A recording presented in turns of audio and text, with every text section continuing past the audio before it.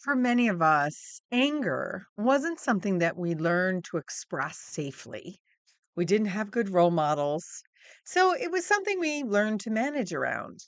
A lot of leaders didn't grow up practicing healthy anger. Some of us learned to suppress it, some learned to avoid it, some learned to tiptoe around somebody else's anger.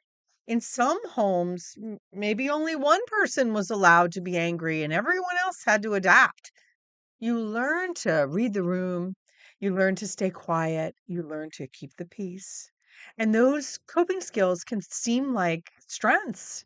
You become the harmonizer, you become the steady one, you become the person who smooths things over. And or you may withdraw and keep your thoughts to yourself.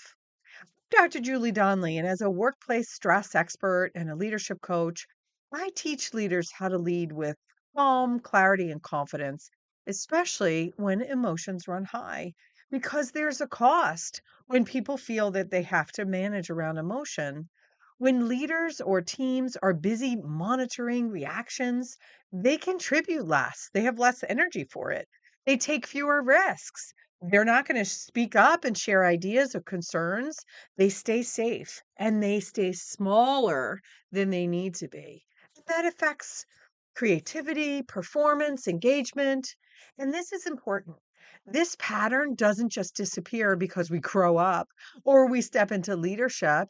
It often follows us into our relationships and our work.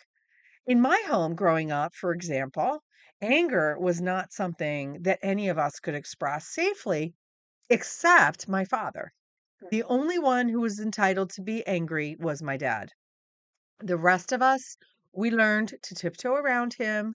And that is one of the reasons that I teach this so directly because leaders don't just manage tasks, leaders shape emotional climate. If you never learn to express anger in a healthy way, well, it may show up indirectly at work. It can come through as sarcasm or avoidance. It could be tension or silence. It may show up in facial expressions or avoidance of individuals, ignoring people. And if you grew up around unpredictable anger, well, you may not realize how your own frustration or anger even when you think you're being restrained, might be impacting the people around you.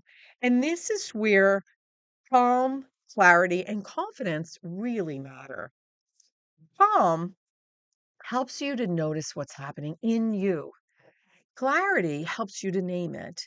And confidence helps you address it directly instead of letting it leak out sideways. And as a quick note, this isn't just something that leaders carry. You may notice behaviors or patterns in an employee who seems easily reactive or who avoids conflict altogether. Being human is something that we're all learning, and awareness helps us to meet people where they are without excusing behavior, of course, that might need to be addressed. But it does allow us to show some compassion and understanding. So here's the mindset shift I want you to hold on to. Anger patterns are learned, and calm leadership is practiced. So start noticing your default pattern. When frustration shows up, do you name it directly or do you hold on to it? Do you have someone to go to discuss these things with?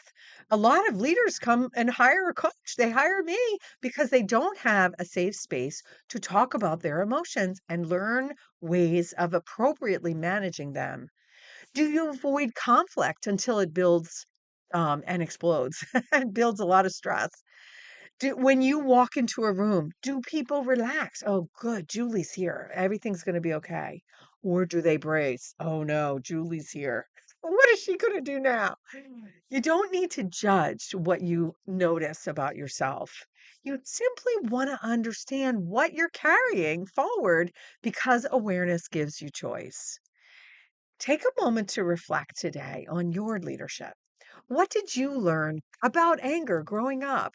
And how might that be shaping how you lead today? Awareness is where calm begins, and calm is what allows you to lead with clarity and confidence.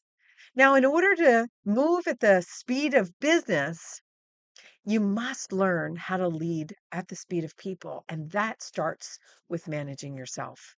If this gave you pause, then sit with it for a moment. And if it feels helpful, then be sure to like the video, subscribe to the channel, or share it with someone who wants to lead at the speed of people. I'm Dr. Julie Donley. Until next time, happy leading.